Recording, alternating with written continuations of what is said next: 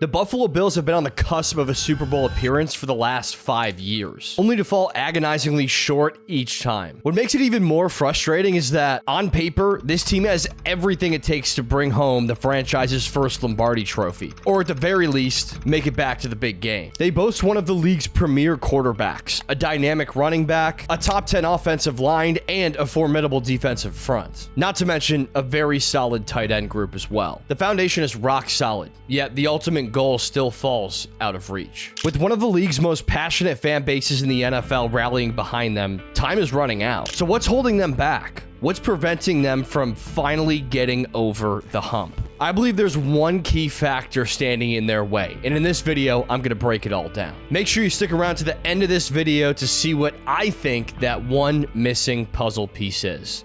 Let's dive in.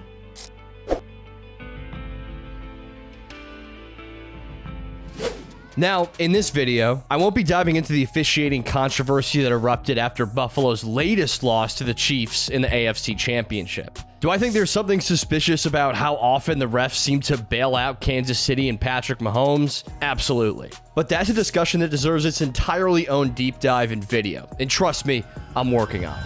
Instead, we're focusing on Buffalo's journey over the last few years and, more importantly, what they need to do to finally break through and secure their first ever Super Bowl title. To understand where the Bills are now, we have to rewind to the 2018 NFL Draft, the moment that changed absolutely everything for this franchise. That's when Buffalo took a gamble on Wyoming quarterback Josh Allen, now the undisputed cornerstone of their team. But let's not forget, this pick was a highly controversial pick at the time. Sure, Allen had a ton of raw talent and upside, but many viewed him as one of the riskiest quarterbacks in this draft class. Of course, in hindsight, this gamble paid off tremendously. Allen is arguably the best quarterback in the league, and since his arrival, Buffalo has only missed the playoffs once in his rookie season. From that moment on, the Bills' trajectory steadily kept climbing. In 2019, they returned to the postseason for only the second time since 1999, but fell to the Texans in the wild card round. The following year saw them inch closer and closer to their ultimate goal, losing to the Chiefs in the 2020 AFC Championship, falling short again to the Chiefs in the divisional round in both 2021 and 2023, and suffering a tough loss to the Bengals in the 2022 divisional round.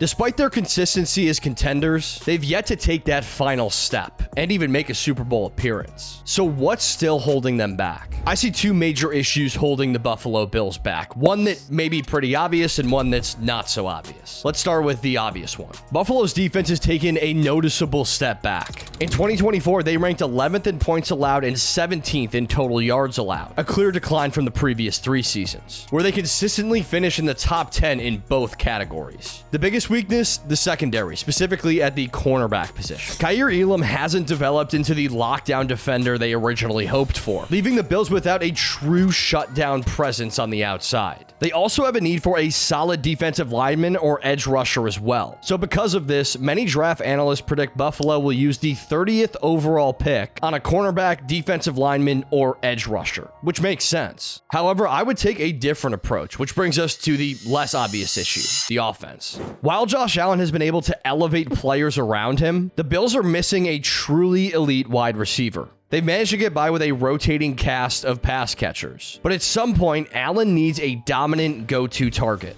Someone who can take over the game and absorb some of the pressure that Josh Allen always faces by putting the team on his back. So what's the best way for Buffalo to address these gaps on their team? Personally, I would prioritize getting a top-tier cornerback in free agency. Someone like DJ Reed from the Jets or Shavarius Ward from the 49ers. Why? Because elite cornerbacks are generally much more affordable on the open market than top-tier defensive linemen or wide receivers. And this acquisition is looking more and more likely as time goes on, as there have already been links between Ward and the Buffalo Bills. If the Bills could pull this off in free agency, it would be a massive step in the right direction. They'll most likely lose Rasul Douglas in free agency, and at 30 years old, it's the right move to let him walk. The silver lining is that former 6th round pick Christian Benford has shown the potential to develop into a top-tier NFL cornerback. To maximize value, their best approach would be to target a cornerback in free agency. Then for the draft this year, I would use their first 2 picks to target a wide receiver and the best defensive lineman or edge rusher available. Whichever is the bigger priority, take that player in the first round.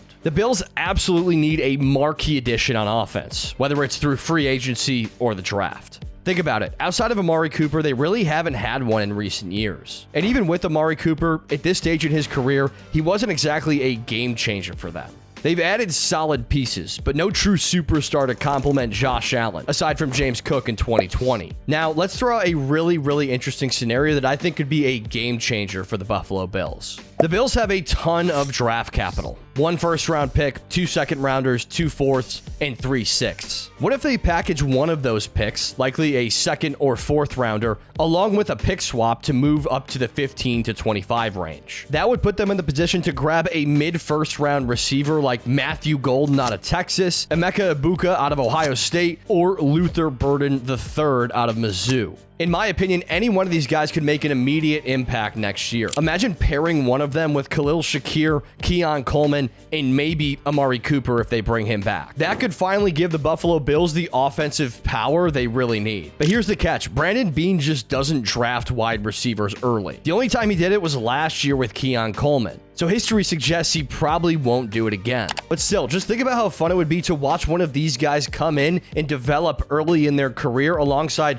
one of the top quarterbacks in the league in Josh Allen. Every single team who has won the Super Bowl over the last 5 years has had elite options at wide receiver. The Chiefs had Tyreek Hill and Travis Kelce in 2020, and then Kelce leading the way the last 2 years. The Bucs had Mike Evans in 2021, and the Rams had Cooper Kupp in 2022. The Bills don't have that kind of elite pass-catching option on their team right now. Someone who can truly take over a game. Now, full transparency, when I was writing the script for this video, I really had trouble building a case for Buffalo taking a wide receiver with its first overall pick in the 2025 NFL Draft. Most mock drafts have them taking a defensive lineman in the first round, which makes sense because defense is their biggest weakness. But I just have this gut feeling. An elite wide receiver might be the missing piece to the puzzle. And since the defensive line depth is strong in this draft, they could still find a high-quality talent in the second round, or even later. Now I want to hear from you. Do you think drafting a wide receiver with their first pick in the NFL draft is the right move? Or should they focus on filling the holes they have in their defense first? What's the missing piece that can finally get the Buffalo Bills over the hump to take home their first ever Super Bowl in franchise history? Drop your thoughts in the comments below. I'd love to hear what you think. And as always, if you like this video, make sure you like the video and hit that subscribe button so you don't miss any of my future uploads. If you like this video, you'll absolutely love our analysis of Penn State's historic steal of defensive coordinator Jim Knowles from Ohio State in what was a very historic deal in college football. Stick around because that's coming up right now.